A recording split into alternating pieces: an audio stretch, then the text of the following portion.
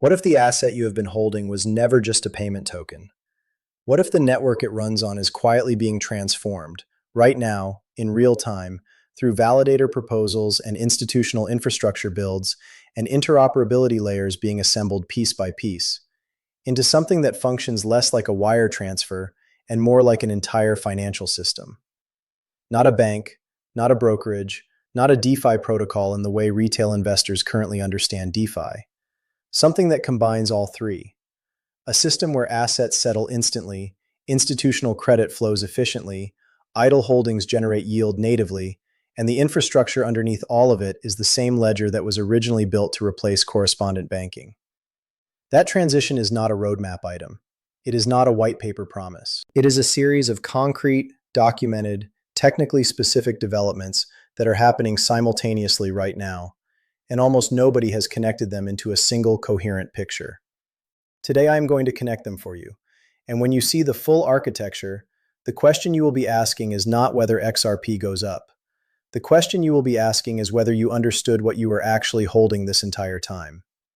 Welcome back. I'm the calm analyst. No hype, no emotion, just the structure. Let's go deep. Let's start with the hard truth that most people in this space are not saying clearly enough. For years, the XRP thesis has been framed almost exclusively around one use case: cross-border payments. Fast, cheap, replacing the Nostro Vostro system, unlocking $27 trillion in frozen capital, moving money from point A to point B in seconds instead of days. That thesis is real. The math behind it is sound. The institutional partnerships that validate it are documented and confirmed.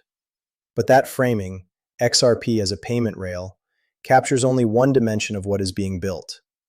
And the developments emerging right now suggest that the people actually building on the XRP ledger have a much more expansive vision than most holders have been told.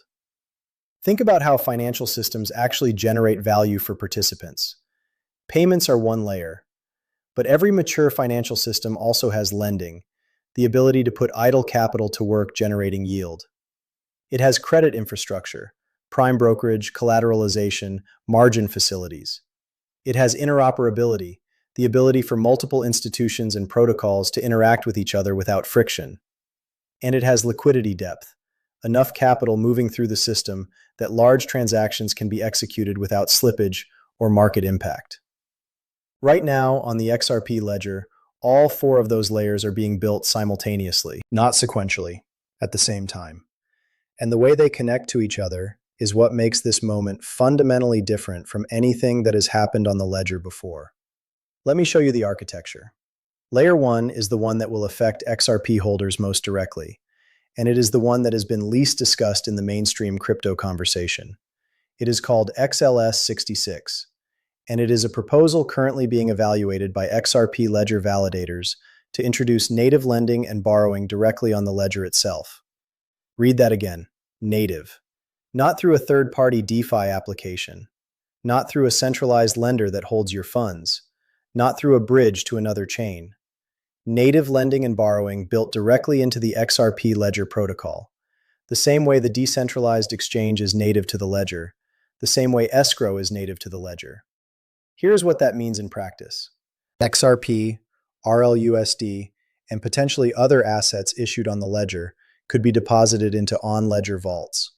Those vaults power lending markets, and in return, depositors earn yield generated by the protocol itself, not by a third party making promises about where your money is going. The concept is elegantly simple. Idle assets become productive assets. Your XRP stops sitting in a wallet doing nothing and starts functioning as productive capital inside the financial ecosystem it was designed to serve. Now, the proposal is currently at approximately 17% validator support. It needs 80% sustained for 2 full weeks before activation. That is a significant gap, and it will take time. But here is what matters about the existence of this proposal. The validators considering it are not hobbyists. They are financial institutions, exchanges, and infrastructure operators who run the most critical nodes in a network that processes real institutional volume. When proposals emerge at this level for this kind of functionality, they do not emerge from nowhere. They emerge because the demand for that functionality is real, the the technical foundations have been validated, and the economic case has been made to the people whose job it is to evaluate these things rigorously. The amendment is not live yet, but the direction it represents is already locked in. Native yield on the XRP ledger is not a question of if, it is a question of when. Now let's do the math that most people are not running on what native yield means for XRP at institutional scale. Consider what happens when XRP stops being purely a transactional asset and becomes a yield-generating asset. Right now, the primary demand driver for XRP is its role as a bridge in on-demand liquidity corridors, a working float that moves through transactions and is released. Demand is therefore tied to transaction volume. The more ODL volume, the more demand for XRP as working float. That is a real and significant demand driver. But add native yield, and you introduce an entirely second demand structure. Institutions and large holders who would otherwise keep XRP in cold storage, not transacting, not generating value, simply waiting for price appreciation, now have an incentive to deploy that capital into on-ledger vaults. Deploying into vaults means locking it out of the tradable supply. Locking it out of the tradable supply reduces the liquid float available to the market. 100 billion XRP total, fixed supply, approximately 55 to 57 billion in circulation. Now subtract the XRP deployed into on-ledger lending vaults by institutional holders who have no reason to sell, but every reason to earn yield on idle capital. The effective liquid supply available to the open market compresses further, and against a fixed or contracting liquid supply, growing transaction demand from ODL corridors, plus growing yield demand from institutional depositors, represents a demand pressure from two independent directions simultaneously. This is not a prediction. It is the supply-demand arithmetic of a fixed supply asset gaining a second, significant source of demand at the same time its primary demand source is scaling.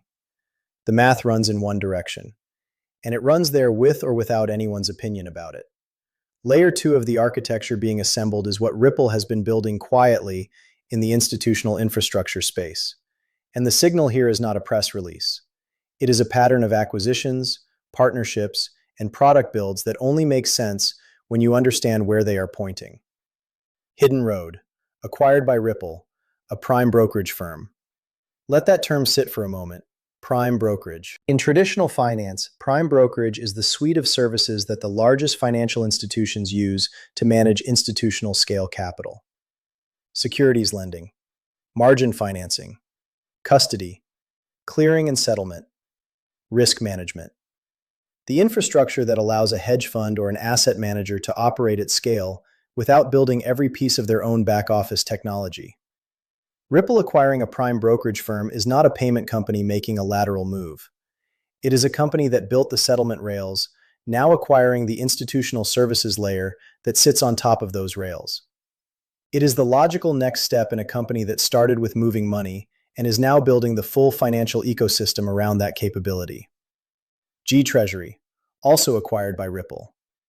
A corporate treasury management platform processing $16 trillion in annual payment volumes across 1,000 corporate clients in 160 countries. With AI-augmented agentic capabilities built in, automated risk detection, workflow optimization, strategic treasury recommendations, now integrated with Ripple's blockchain settlement rails so that the AI-powered treasury functions are not just making recommendations, but are wired into instant on-chain settlement.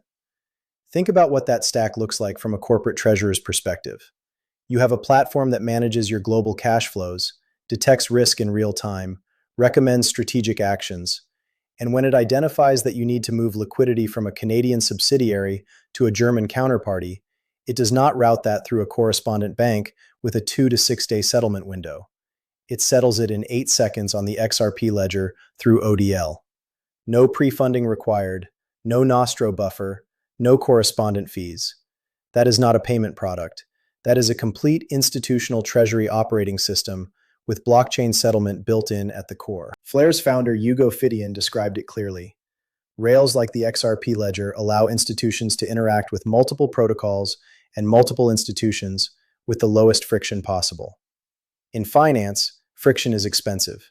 Every delay, every intermediary, every reconciliation event costs real money at institutional scale. The goal of financial infrastructure has always been the same: remove friction, speed up settlement, improve capital efficiency. And the XRP ledger, combined with the institutional tools being built on top of it, is doing exactly that. Layer 3 is the interoperability dimension, and this is where the full scope of what is being assembled becomes visible. The XRP ledger was not designed to be an island. It was designed to be a hub, a central settlement layer that connects to other networks, other protocols, other financial systems. The EVM sidechain, the Ethereum bridge, the Flare integration, the X402 protocol for machine-native payments, the RLUSD stablecoin operating as a regulated dollar asset across multiple platforms. Each of these is a connection point, a port where external capital, external protocols, and external institutions can plug into the XRP ledger's settlement infrastructure. And as each connection point is added, the network becomes more valuable, not linearly, but exponentially. Because each new connection does not just add one participant, it adds that participant's entire liquidity and counterparty network. MasterCard is piloting RLUSD settlement on the XRP ledger for card transactions. That is not a connection to one cardholder. That is a connection to the second largest card network on the planet, which processes billions of transactions annually. When RLUSD settles a MasterCard transaction on the XRP ledger, the ledger is not just processing a crypto payment.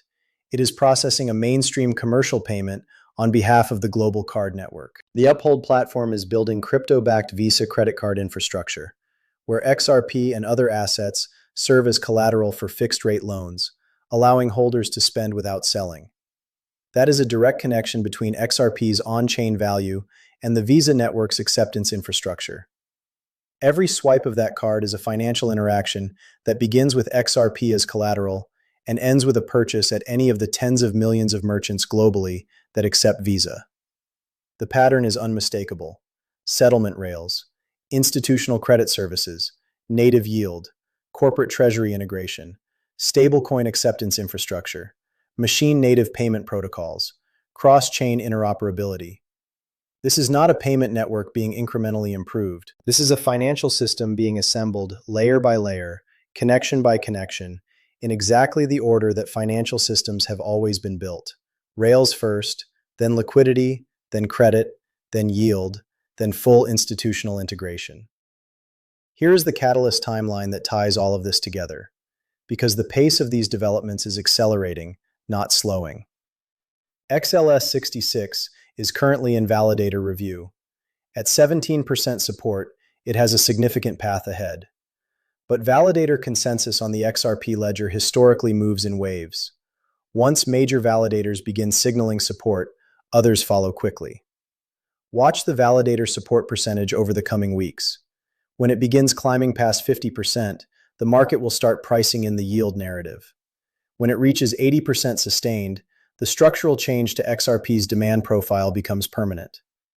The DTCC tokenization service launches in the second half of this year. When institutional assets begin flowing through tokenization infrastructure that connects to the XRP ledger through Hidden Road, the volume on the ledger scales in a way that creates immediate demand for the yield and credit services being built on top of it.